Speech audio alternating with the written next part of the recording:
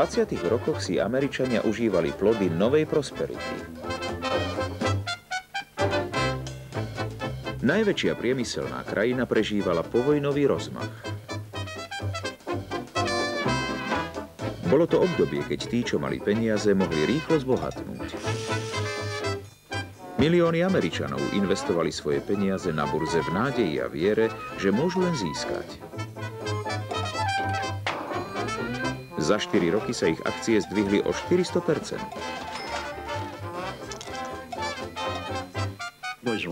Myslím, že to bola úbohá špekulácia. Ako by zrazu chceli mať v hrnci naraz 2 kurčatá. Každý chcel mať 2 autá. Ľudia mi volali, aby som nakupoval pre nich akcie. Ani sa len neopýtali, za akú cenu by sa dali kúpiť. Stačilo, že ich mali.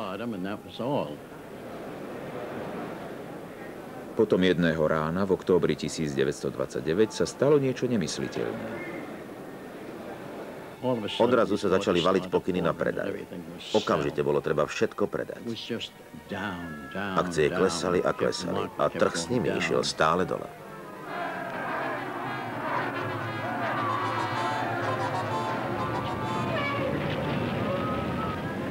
Obrovské davy, ako ich vidíte, sa zhromaždili pred budovou burzy. Je to dôsledok najväčšieho krachu na newyorskej burze v jej histórii. Investori, ktorí rátali s papierovými ziskami, sa ocitli v pozícii dlžníkov. Chlapci ako Bill Bailey, ktorí doručovali telegramy, chodili od dverí k dverám a nosili zlé správy. Keď som doručil telegram, ľudia ho hneď otvorili a boli šokovaní. Vo väčšine telegramov bolo napísané to isté. Je to zlé. Potrebujeme viac peňazí, aby sme mohli udržať vaše úroky. Dajte nám viac peňazí, lebo inak ste na mizine. Potom o hodinu poslali ďalší, že sa treba ponáhľať, lebo to ide dolu vodou. Jedna a tá istá osoba dostávala telegramy z každej strany. Až napokon ľudia vôbec neotvárali, lebo už vedeli, čo sa stalo. Zakrátko sme počuli, že niektorí začali skákať z okien. Keď zvažovali svoju situáciu, prišli k záveru, že to bolo najlepšie riešenie, ako sa z toho dostať.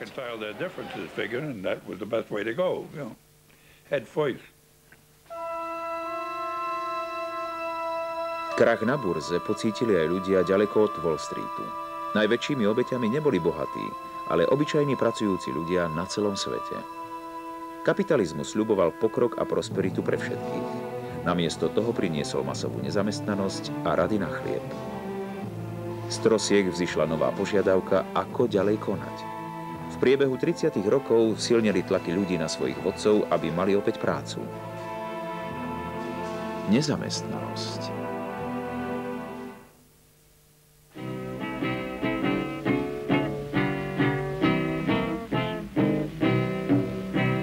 Can't get no way, can't draw no pay. Unemployment getting worse every day. Nothing to eat, no place to sleep. All night long folks walking the street. Doggone, I mean the panic is on. Američania, ako napríklad Bill Bailey, padli do prudko klesajúcej špirály. Nemohol som si nájsť prácu. Obišiel som denne asi 15 miest. Klopal som na dvere rôznych obchodov a snažil som sa nájsť si prácu. Bolo to nemožné. Skončil som ako predavač jablok. Nebolo to ľahké.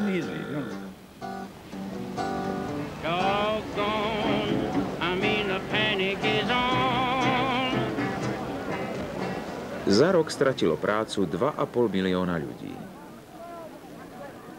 V New Yorku ste si museli predovšetkým všimnúť 500 ľudí stojacich na polievku. O 2 dní ich tam bolo 1000. Stále ich pribúdalo, až sa nakoniec ten rad ťahal okolo celého bloku.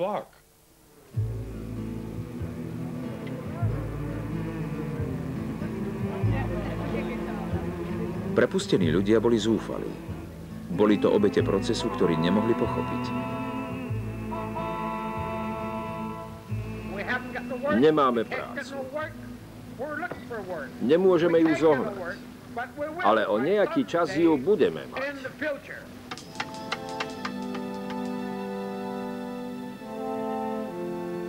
Len čo ľudia začali míňať menej peňazí a obchod nemal obrat, Továrne sa zatvárali v jednej krajine za druhou. Zdalo sa, že začali pôsobiť nejaké upchaté sily, ktoré vlády nevedeli odstrániť.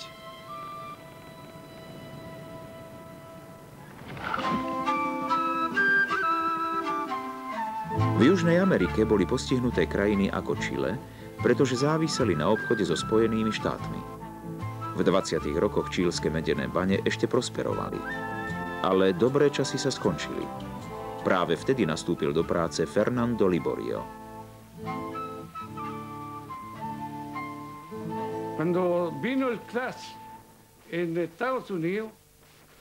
Keď došlo v Spojených štátoch ku krachu, nič také sme predtým nepoznali.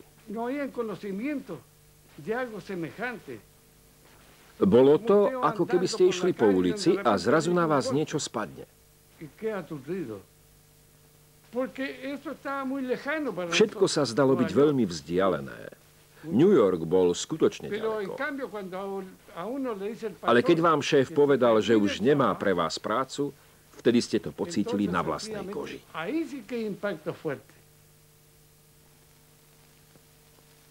Meď prinášala Čile 83% devízových príjmov. 10 000 ľudí ju dolovalo z najväčšej ťažobnej jamy na svete v púšti Chuquicamata. Justo Boyeste rozpracoval pre túto banskú spoločnosť. Con ese crash de Wall Street, sencillamente se cerraron fábricas. Po krachu na Wall Street zavreli v Spojených štátoch továrne a prestali nakupovať všetky suroviny, ktoré sa tu ťažili.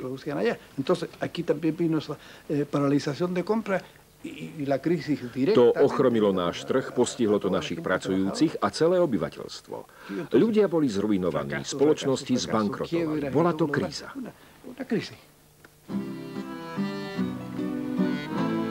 Kríza zasiahla aj Čílanov, ktorí ťažili liadok a exportovali ho ako hnoj farmárom do celého sveta.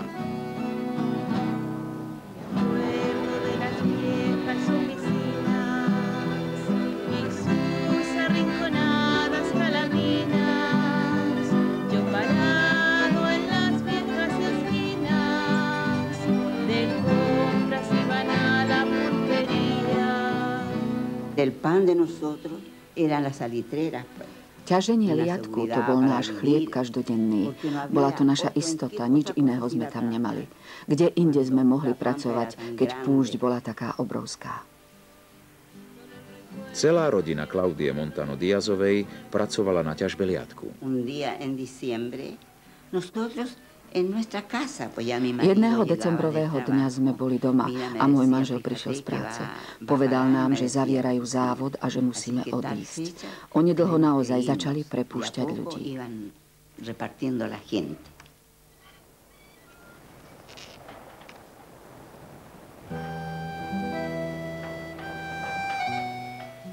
Y la gente humilde, ¿qué iba a hacer? A čo mohli tí úbohí ľudia robiť iného, než sa spakovať a zmieriť sa s tým, na koho sme sa mohli obrátiť?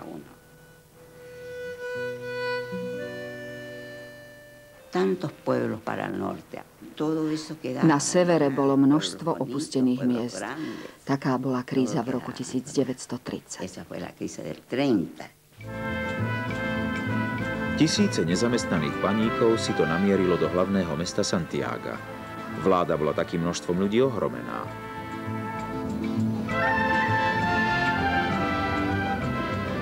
Fernando Liborio bol na tom lepšie ako väčšina ostatných. Mal kde bývať.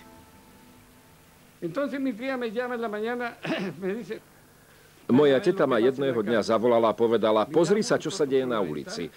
Pozreli sme sa z okna a videli sme, ako dvíhajú ľudí za nohy a za ruky a nakladajú ich na auto. Opýtal som sa, či sú opití, ale oni boli mŕtvi. Zomreli od hladu.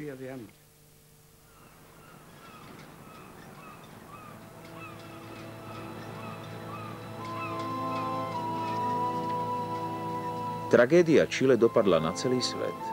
Obchod skolaboval. Bez medi, liadku či iného nákladu stáli nečinne aj obchodné lode. A nové lode nikto nechcel.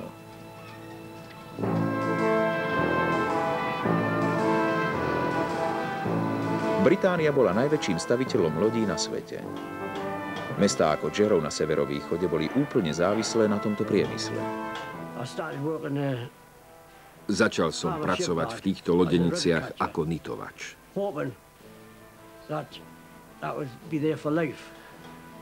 Dúfal som, že tam budem celý život. Raz popoludní prišiel majster a hovorí: Kon, skončil si. Aj som skončil. Bez práce. Rovnako dopadli stovky ďalších. Máte prácu a o chvíľu ste prepustení. Takže nebol som sám. Majiteľom najstarších lodeníc zaplatili odstupné, aby továreň celkom zavreli. Nové, modernejšie podniky potrebovali mať menšiu konkurenciu.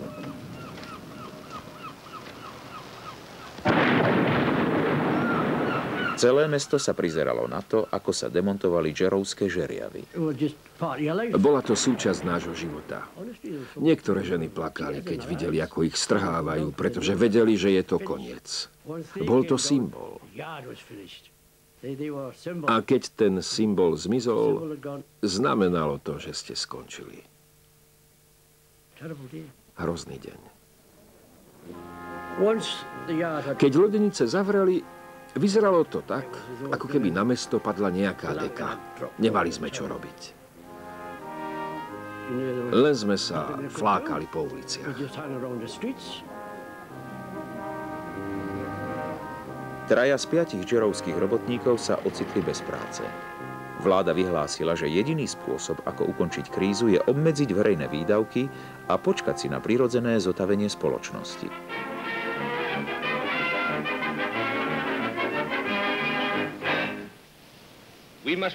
Musíme sa zjednotiť a priniesť obete, aby sme prekonali súčasnú krízu.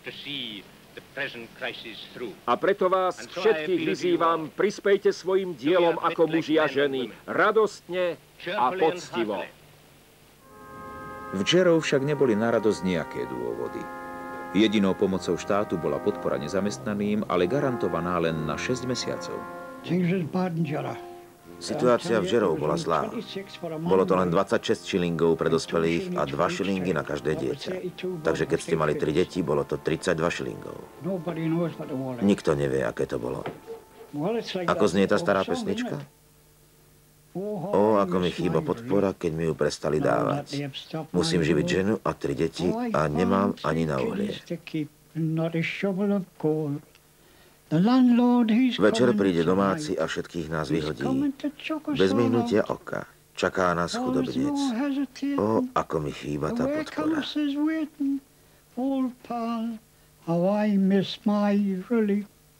Tak to bolo.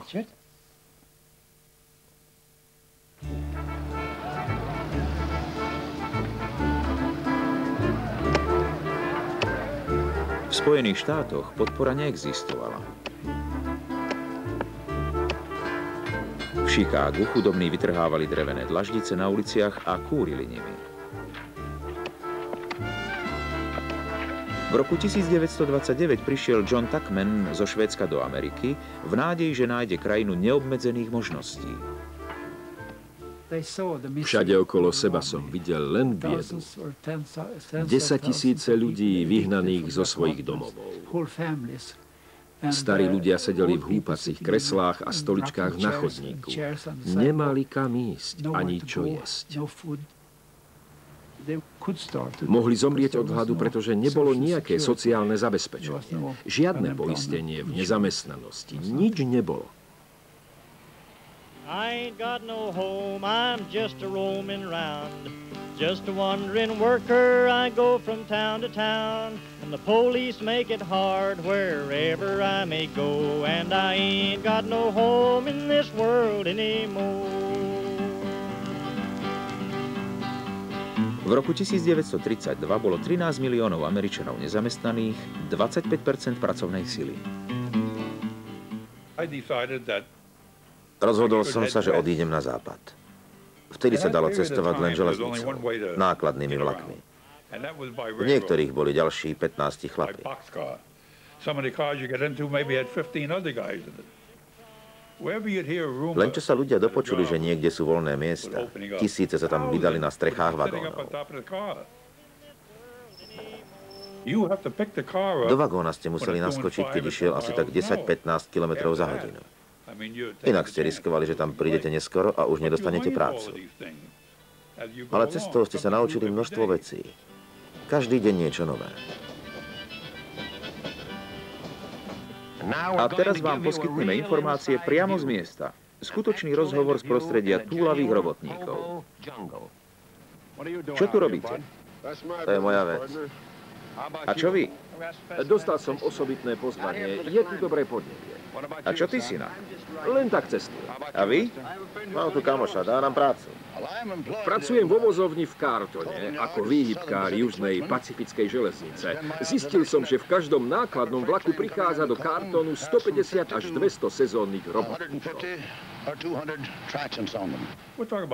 Hovoríme o kvalifikovaných ľuďoch. O vedcoch, právnikoch, lekároch. Tí všetci sa ocitli v tejto priepasti.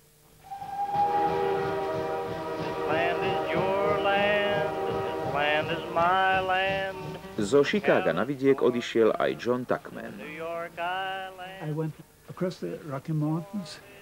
Bolo tam najmenej 25 000 ľudí bez práce, ktorí prišli zo všetkých kútov Spojených štátov.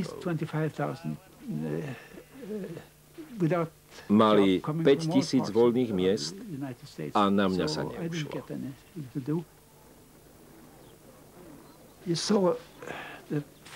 Farmy sa tiahli do míľových diaľok a všetky boli oplotené. Deti samozrejme liezli cez ne. Všade po zemi sme videli jablká, obrovské jablká, najväčšie, aké som kedy videl. Ale medzi stromami tam pobehovali aj psi. Nahnevaní farmári niekedy svoju úrodu ničili. Ceny boli takmer polovičné. Dúfali, že keď zničia potraviny, znížia sa zásoby a ceny prestanú klesať.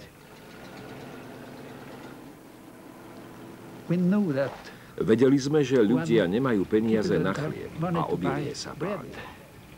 Zničilo sa obrovské množstvo potravín. A pritom milióny a milióny ľudí hladovali.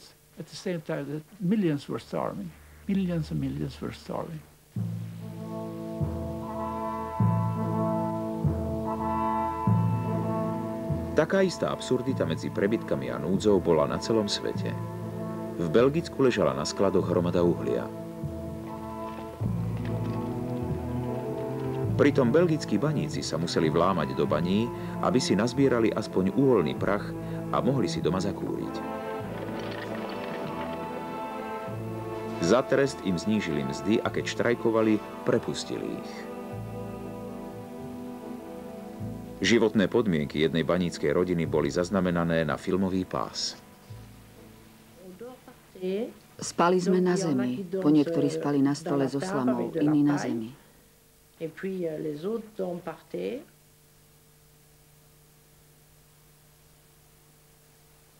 To som ja. V kolíske, pretože som bola chorá.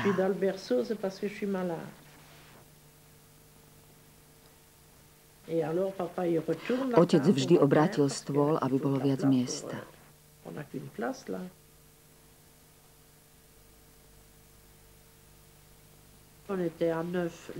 Bolo nás 9 detí. To som ja.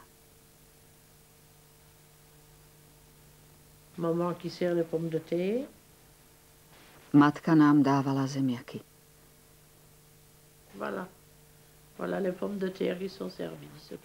Toto sú tie zemiaky. To je všetko, čo sme dostali. Ako sme takto mohli žiť? Once I built a railroad, I made it run, made it race against time. Na celom svete tvrdili vlády to isté, že nemôžu nič urobiť, aby ľuďom uľahčili ich utrpenie. Brother, can you spare a dime? V Amerike sa chudobným štvrtiam nezamestnaných hovorilo Hoover Willis ako ironická podsta Herbertovi Hooverovi, ktorý bol prvé 3 roky krízy prezidentom Spojených štátov. Nahováral Američanom, že musia ponechať kríze normálny priebeh a utiahnuť si opasky. Také isté konvenčné múdrosti sa učil aj Robert Nathan, ktorý vtedy študoval ekonomiku. Jeden profesor nám hovoril, ekonomické cykly sú súčasťou kapitalistického systému. A pamätám sa, keď raz siahol do vrecka a vytiahol gumičku. Vzal ju do ruky, natiahol ju a povedal: konjunktúra. Potom ju pustil, gumička sa rýchle stiahla a on povedal: kríza. Konjunktúra a kríza sú zákonitou súčasťou systému slobodného podnikania.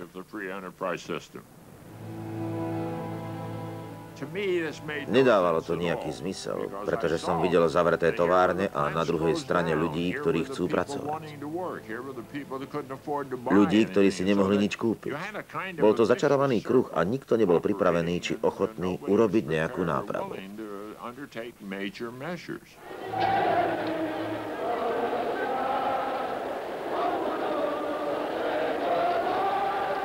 Zatiaľ, čo vlády tvrdošíne zastávali názor, že svetová ekonomika je niečo, nad čím nemajú nejakú moc, ich občania boli čoraz viac netrpezlivejší.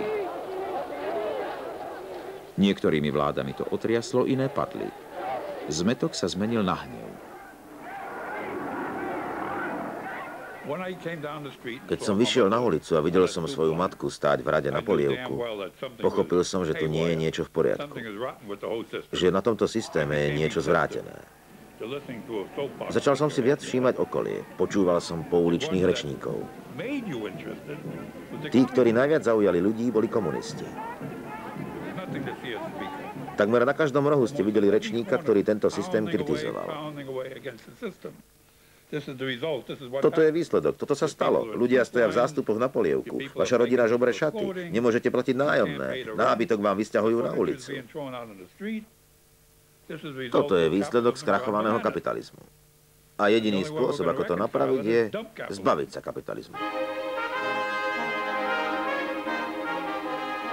Mnoho ľudí lákali alternatívy kapitalistickej demokracie, ktoré sa objavili v 30. rokoch.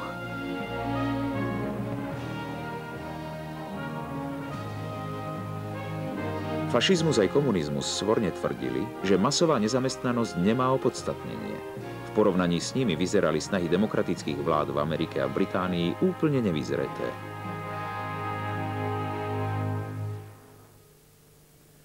Čo mohli ponúknuť? Nič.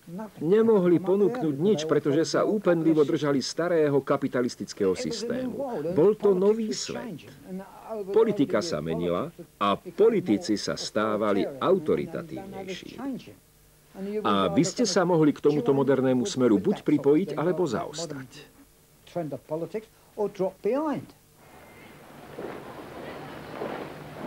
Sid Bailey uveril, že situáciu môže vyriešiť len extrémna pravica.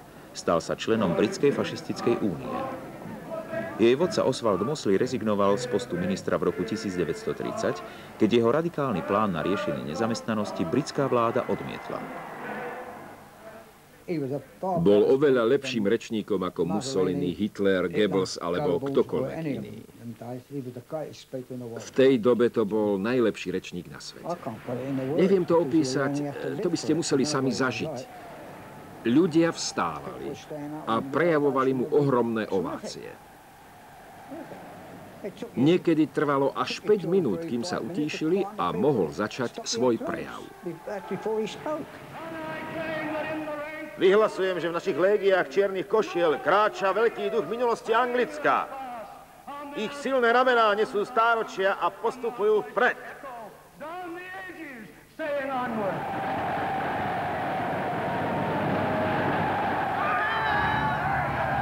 Napriek výzvam sprava aj zľava britská vláda si držala svoj ekonomický kurz.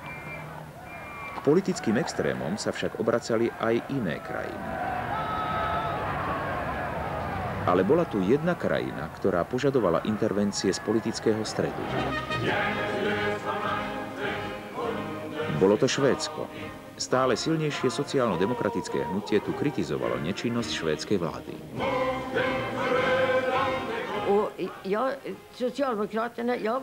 Vstúpila som do sociálno-demokratickej strany, pretože som si uvedomovala, že sa usiluje čosi zmeniť. Nezamestnanosť som považovala za čosi hrozné. Bola som presvedčená, že musíme urobiť všetko preto, aby sme ľudí od tejto hrôzy oslobodili.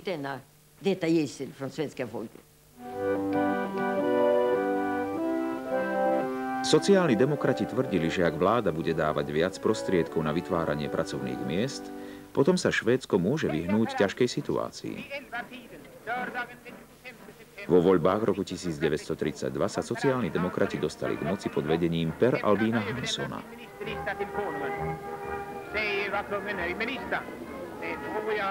Švédsko malo teraz muža, ktorý sa vyhlasoval za ľudového premiéra a chodil do úradu električkou. Švédi dostávali reálne mzdy a mohli začať meniť svoju krajinu. Vláda uvoľnila peniaze pre rybárov a robotníkov v továrniach. Sociálni demokrati sa však nesnažili udržať vyrovnaný rozpočet.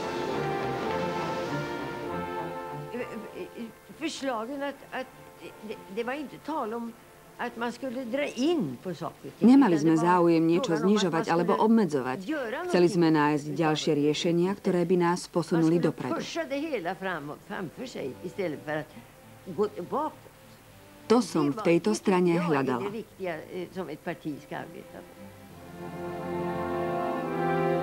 Švédom prisľúbili Folkhem národný domov, v ktorom budú chrániť slabých. Zahraniční návštevníci prichádzali študovať strednú švédsku cestu a spôsob vládnutia, ktorý nebol ani fašistický, ani komunistický a cieľom ktorého bolo vrátiť ľuďom prácu. Dnes prevolajme trikrát hurá za prémiu, ktorú dostaneme. Nikde inde nebol kontrast taký veľký ako v Spojených štátoch. V roku 1932 bol Washington obliehaný. Budovu Kapitoly obklúčili nezamestnaní veteráni Prvej svetovej vojny. Ich jediným majetkom boli certifikáty s prémiou, ktoré dostali pri odchode z armády a ktoré im zaručovali vyplatiť finančnú čiastku po niekoľkých rokoch.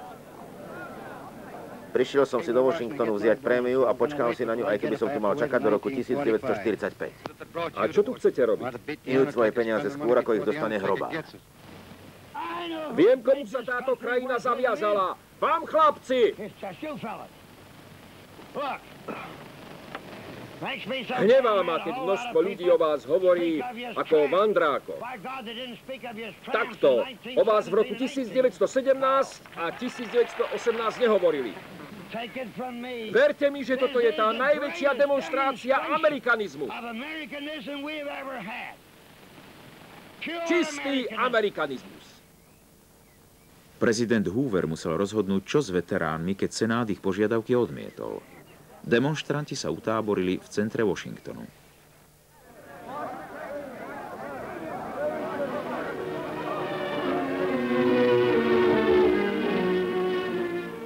To je vojna. Najväčšia koncentrácia bojových jednotiek vo Washingtone od roku 1865.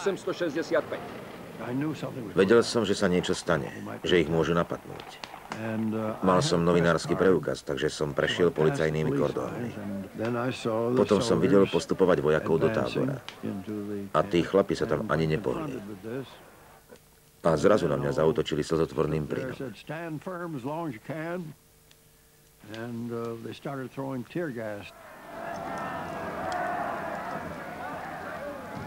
Nikdy som nič takého nevidel.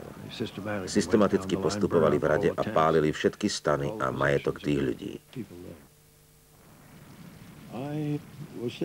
Myslel som pritom na Herberta Hoovera, pretože o 3 mesiace mali byť voľby. Pomyslel som si, že to bude jeho koniec. Rozkazy prezidenta musia byť splnené. Zúrivé plamene zvonia na hranu toho, čoho sa dopúšťa táto fantastická armáda. V tieni krásnej Kapitoly v hlavnom meste Spojených štátov.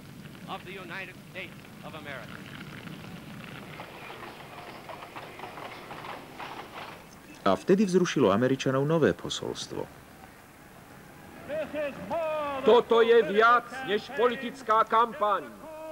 Je to volanie do zbrane. Pomôžte mi nielen zvíťaziť vo voľbách, ale zvíťaziť aj v križiackom ťažení, aby sa Amerika vrátila k vlastnému národu.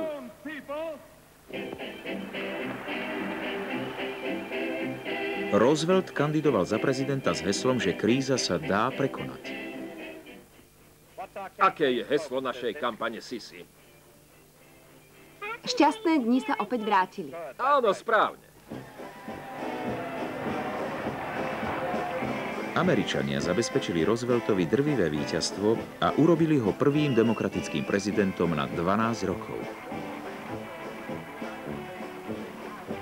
Ponúkol im nový štýl života a novú dôveru. Pevne verím, že jediná vec, z ktorej musíme mať obavy, je samotný strach. Nezmyselný, nepodložený strach, ktorý ochromuje úsilie zmeniť ústup na postup vpred. Bol som na jeho inaugurácii. Mal dôrazný hlas a vedel použiť také slová, že ste cítili, že tento človek pre nás niečo znamená. Že tento človek nám pomôže.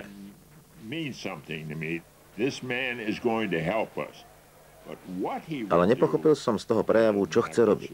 Myslím, že to nechápal nikto, ale bol to veľkolepý prejav. Požiadam kongres o jednu z možností, ako riešiť krízu. O zvýšenie výkonných právomocí, aby som mohol bojovať proti tomuto stavu ohrozenia, ktoré je také isté, ako keby nás napadol nepriateľ.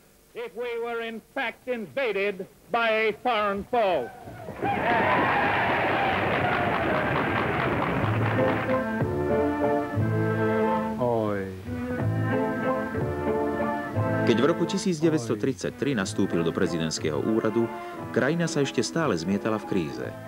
4 z 10 robotníkov v priemysle boli nezamestnaní. Aj keď bola situácia veľmi vážna, nová atmosféra sa už nedala odvrátiť.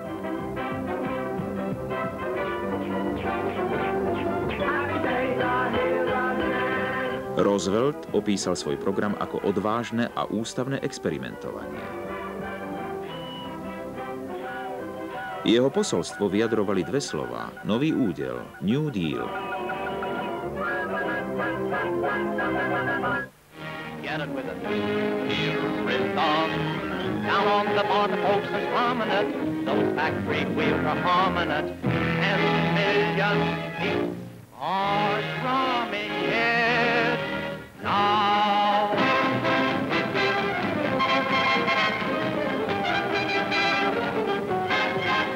V priebehu niekoľkých týždňov sa Washington premenil na mesto pulzujúce v rytme nového údelu. Vznikli nové úrady, nastúpili noví úradníci. Nová vláda sa snažila naštartovať zotavenie a poriešiť nezamestnanosť.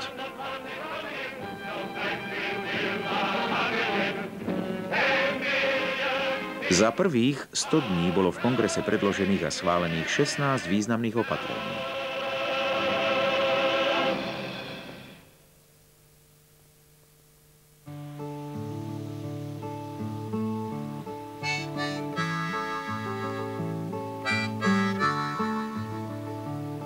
Okamžitú pomoc dostali americkí farmári, ktorým hrozil úpadok. Za pol kila hovädzieho mäsa im platili len 2,5 centa. Nízke ceny ohrozovali aj stúpovcov na farme v Oklahome.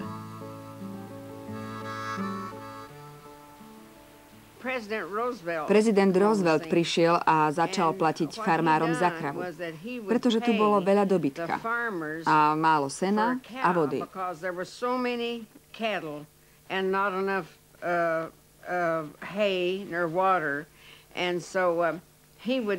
Platil $30 až $50 za kravu a farmári kravy zabíjali.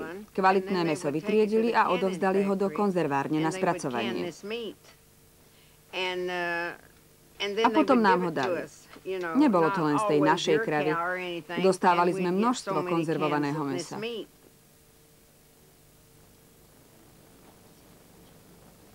Keď nemáte čo jesť a niekto vám dá jedlo, čo iného si môžete myslieť, než to, že sa o vás stará?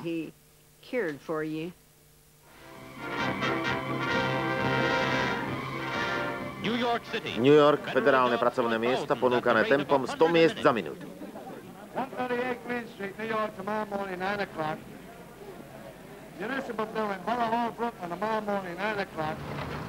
Ľudia dostávali prácu podľa plánu, tak, aby bola užitočná pre celú krajinu. Žena sa ma pýtala, kam idem o 12:00. Povedal som jej, že sa idem postaviť do radu na umiestnenku, tak som tu. Bol som 3 roky nezamestnaný. Mám ženu a 3 deti a som šťastný, že mám znova prácu.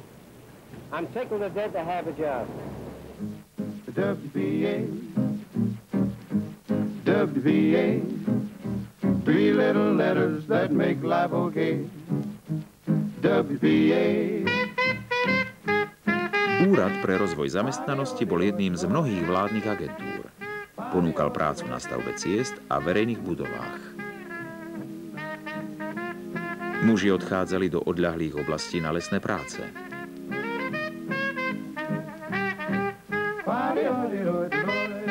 Sezónny lesný robotník Mansell Milligan bol učiteľom dovtedy, kým mal jeho okres v Tennessee peniaze. Nedostával som výplatu, nemal som nejaké peniaze. Keď som dostal tú prácu v lese za $2 denne, tá dolárová bankovka sa mi zdala taká veľká ako konské sedlo. Chápete, vtedy neboli v obehu žiadne peniaze. Nemusím zdôrazňovať, čo urobila tá práca v zdravom prostredí a na čistom vzduchu s tými mladými mužmi. Dodala im sebadôveru. Bol to obrovský rozdiel. Bol som iný človek. Vyzeral som optimisticky. Cítil som, že krajina sa znovu stavia na nohy a každý bude mať úspech. Ale vedel som, že sa to nestane zo dňa na deň. Scéna z typického amerického domu. Je čas vypočuť si ďalší príhovor prezidenta. Johnny, už si mal byť v posteli. Koľko je hodín? Ocko, nedal by si mi 5 centov? 5 centov? Choď spať. Chcem si vypočuť prezidenta Roosevelta. Roosevelt bol prvým prezidentom, ktorý pravidelne využíval novú silu rozhlasu. Dámy a páni, prezident Spojených štátov. Trvám na tom, že odmietam prijať ako nevyhnutnú podmienku našej budúcnosti stálu armádu nezamestnaných. Nechcem si myslieť, že je osudom ktoréhokoľvek Američana ústavične žiť z podpory. Počula som prezidenta v rádiu. Veľmi ma to povzbudilo. Všetci veríme, že to, čo urobil a ešte urobí pre našu krajinu, je pre každého to najlepšie. Obavy sa strácajú a silnie dôvera.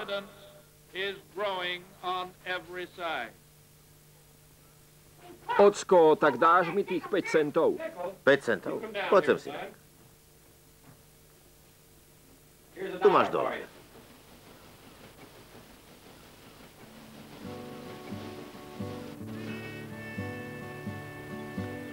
Pomoc v rámci nového údelu zúfalo potrebovali južné štáty.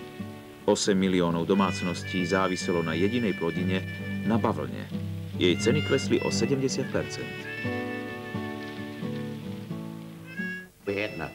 Nemali sme nič.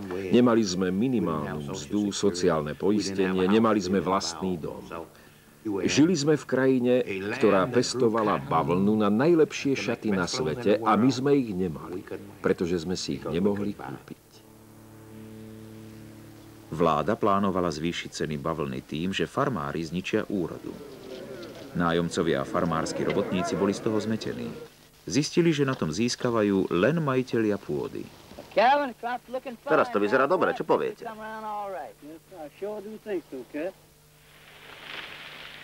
Na farme sme robili to, čo nám prikázali.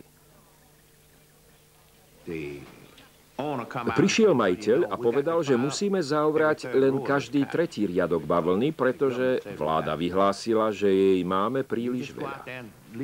A tak sme tam šli, 2 riadky sme nechali tak a jeden zaorali. Nikto nám nič nevysvetlil. Bolo to deprimujúce, keď ste si uvedomili, že ste nechali ležať pôdu ľadom.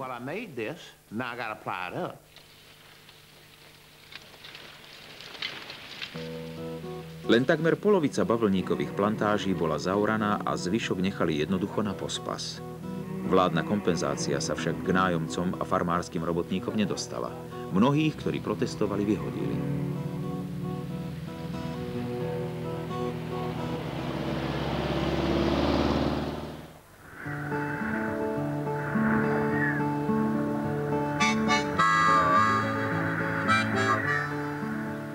Nový údel nepomohol ani postihnutým farmárom zo stredozápadu. Ich biedu zhoršilo aj niekoľko rokov sucha a piesočnatých búrok. Keď Stúpovcom vyschol rybník, rozhodli sa odísť z Oklahomy.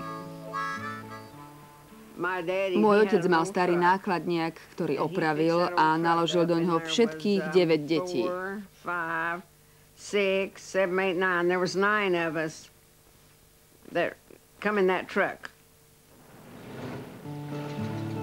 Na západ sa vydalo až 1 milión ľudí.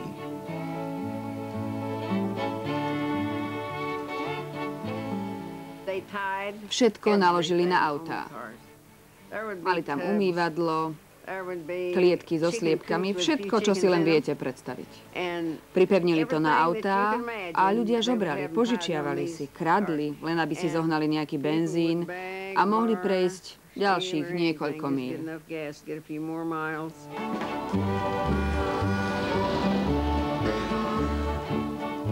Títo kočovníci však na konci svojej cesty nenašli zasľúbenú zem svojich snov. Kalifornia stále prežívala veľkú krízu. Títo prisťahovalci tu neboli vítaní. Ale nový údel pomohol Stúpovcom začať nový život.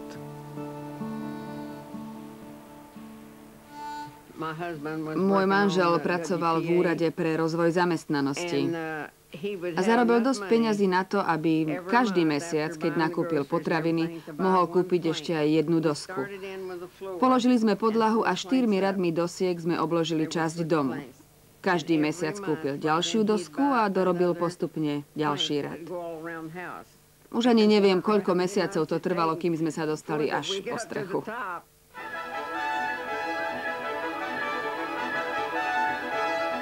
Najambicióznejšie projekty nového údelu mali oživiť celé oblasti, priniesť prácu, vodu a elektriku do niektorých najchudobnejších oblastí Spojených štátov. Úrad pre údolie rieky Tennessee vybudoval priehrady, ktoré dodávali elektrínu do 7 štátov.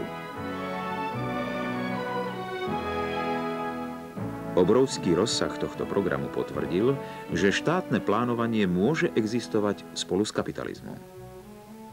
Nemali sme elektriku. Verte mi, že ľudia ani nevedeli, čo to je. Pre Mansella Milligana znamenal tento projekt trvalú prácu na Pickwickskej priehrade. Pracovalo sa tam dokonca na 4 smeny a to umožnilo zamestnať množstvo ľudí. Namiesto 8 hodín pracovali 6.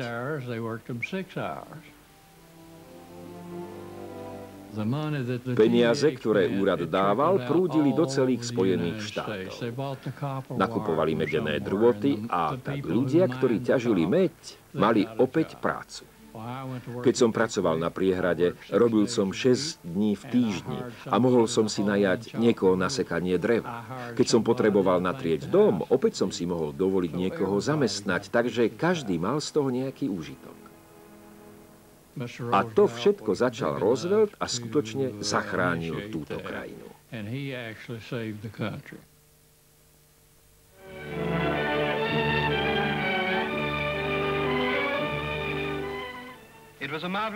Kráľa srdečne privítali v Južnom Walese, kde navštívil oblasť, ktorá bola dlho postihnutá krízou. Nezamestnaní v Británii nemali žiadny nový údel, ani nejaké nové projekty. Namiesto vládnej pomoci dostali len kráľovský súcit. Najsmutnejším miestom celej návštevy bol Dowleys, kde kedysi pracovalo v oceliárni 9000 ľudí. Jeho veličenstvo však prinieslo nádej, že táto zúfalá situácia sa čoskoro zmení. Ale nič sa nezmenilo. V Británii bola masová nezamestnanosť považovaná stále za boží údel.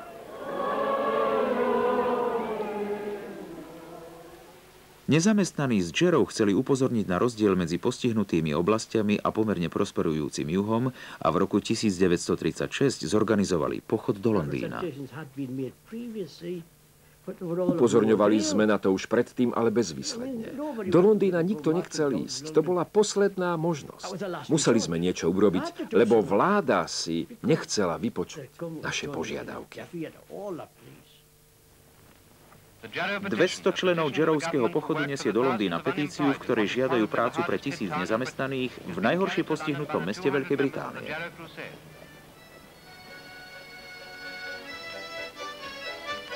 V každom meste, kam sme prišli, nám dali jedlo a fľašku piva. Všade sa k nám správali dobre.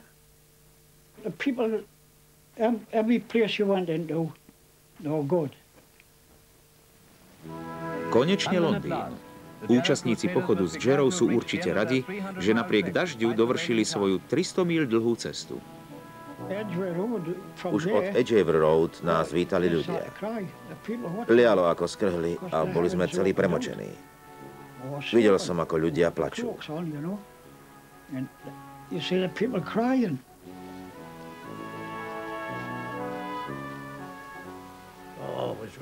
Bol to dobrý pocit. Tí ľudia boli naozaj statoční. Aj keď mali prší plášte, boli úplne mokrí. Ale nálada bola výborná.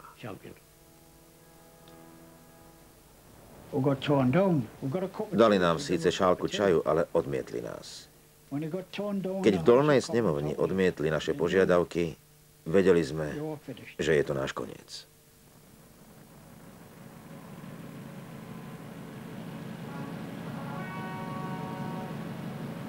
Ale lodenice predsa len až taký dlhý čas nestáli. Vláda nereagovala síce na požiadavky demonštrantov, musela však reagovať na to, čo sa teraz dialo v Európe. Hitler budoval nové loďstvo a začal ohrozovať cudzie územia. Nemecká aktivita urýchlila prezbrojovanie britského námorníctva, čo bola dobrá správa pre severovýchod Británie. Zachránila nás jediná vec a tou bola vojna. Keby nebolo vojny, kto vie, čo by sa stalo s Jarrow.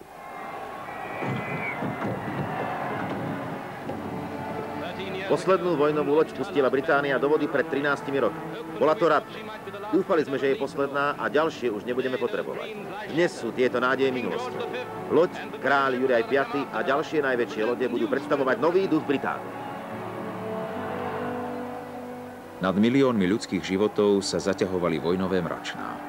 Nové zbrojenie však opäť prinášalo platenú prácu. Veľmoci mali znovu záujem o to, čo ponúkalo Čile. V nadchádzajúcej vojne bude každý delostrelecký granát, to je jedno, či nemecký, britský, japonský či americký, potrebovať meď. Každá krajina chcela mať meď. A u nás sa pracovalo 24 hodín denne. Boli to 3 8-hodinové smeny. Neprestalo sa ťažiť ani na chvíľu. V Chuquicamate potrebovali ďalších robotníkov, takže ich privážali z Bolívie. Strážili ich tam ako zvieratá. Museli tam bývať aj pracovať.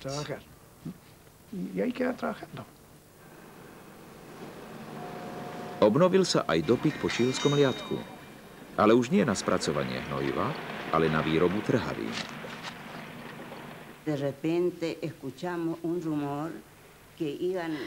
Zrazu sa rozšírilo, že znova budú otvárať ťažbu liatku.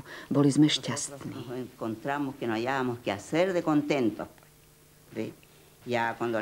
Začali zháňať robotníkov. Najskôr 10, potom 15, 20. Môj manžel bol medzi prvými.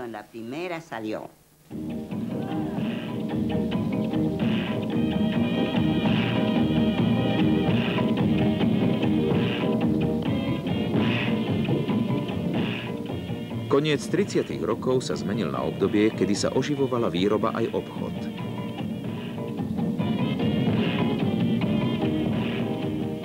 Britský animovaný film vyžaruje atmosféru, ktorá potvrdzuje, že kríza sa skutočne skončila. Krajiny, ktoré začali zbrojiť ako posledné, boli aj medzi poslednými, v ktorých sa kríza skončila. Keď sa začala vojna, Američania si boli istí, že nastáva oživenie.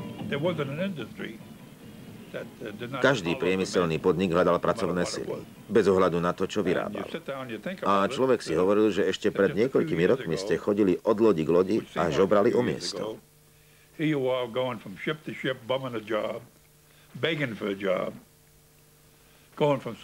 Chodili ste od jedného zástupu na polievku k druhému.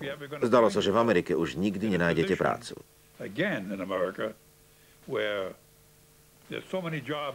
A zrazu tu bolo toľko príležitostí, že sme ich nestačili využívať. Vyzeralo to ako sen.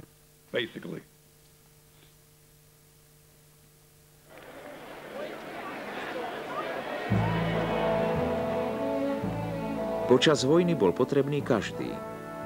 Keď však ľudia hľadeli smerom do budúcnosti k lepšiemu povojnovému svetu, dúfali, že sa politici poučili. Očakávali, že ich vlády zabezpečia prácu pre každého. Plnú zamestnanosť. Masová nezamestnanosť sa už nebude tolerovať. Spomienky na ňu boli príliš trpké.